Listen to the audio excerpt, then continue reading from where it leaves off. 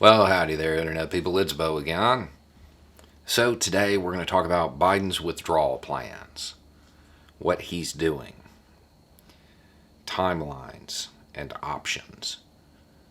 Had a lot of people ask what I think of his plan.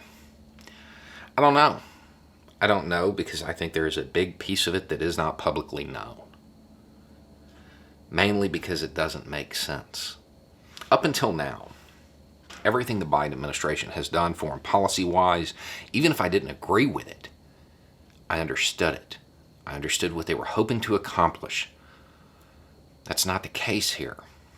His plan for getting out of Afghanistan, it doesn't make sense. Even the stated reason for us staying beyond the current deadline doesn't make sense.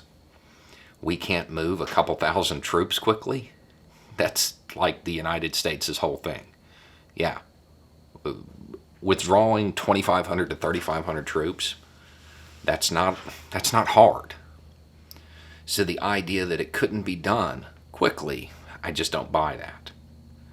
Even if you were talking about all of NATO, I want to say it's 10,000. It's not hard to move. It's not a large force. It is a token security force. We're not talking about big numbers. So the publicly stated reason for staying beyond the deadline doesn't make sense to me. And then we have the other part that doesn't make sense. Biden's foreign policy team, they're sharp. They know what they're doing.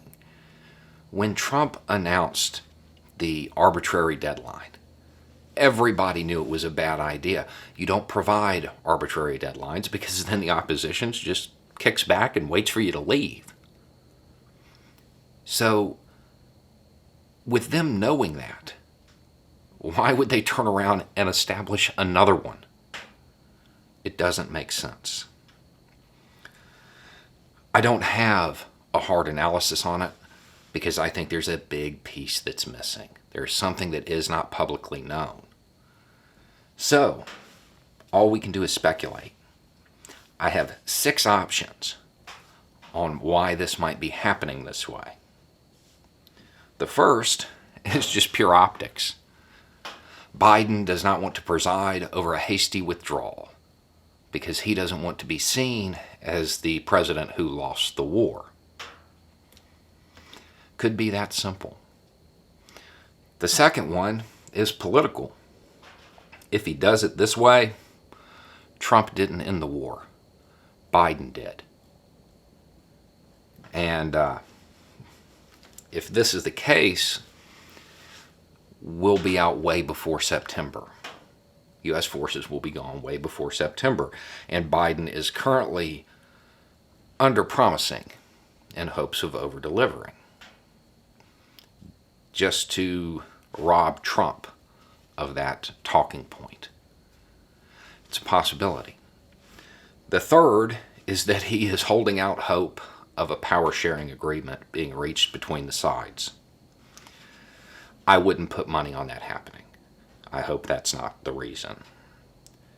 The fourth is that he is stalling in hopes of getting a regional force to step in and be that token security force.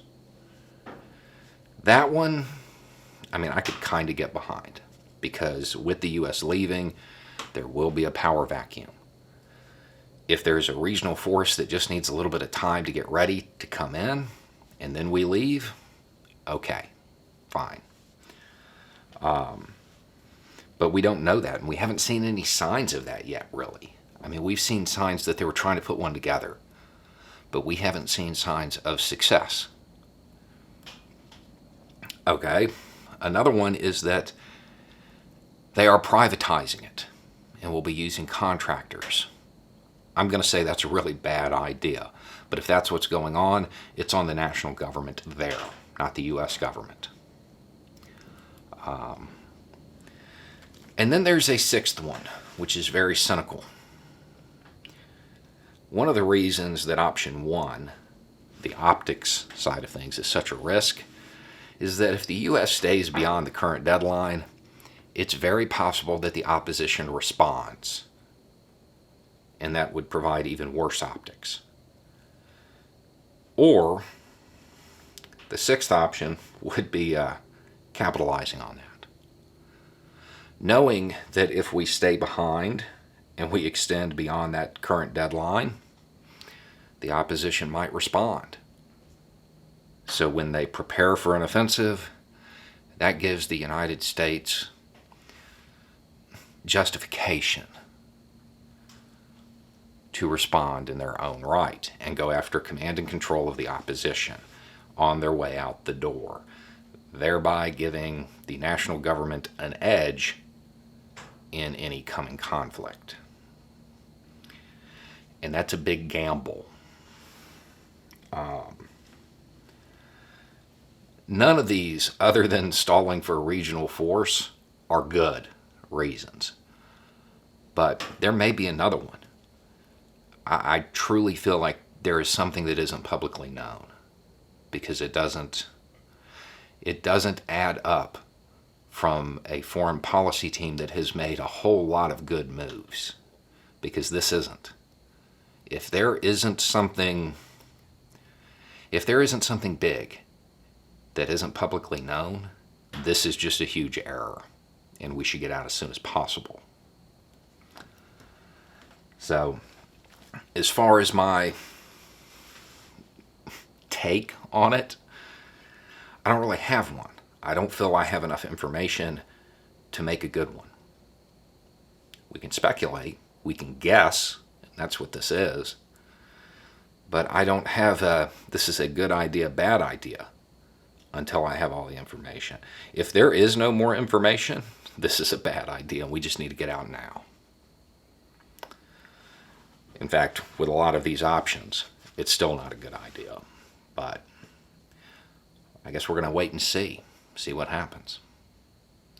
Anyway, it's just a thought. Y'all have a good day.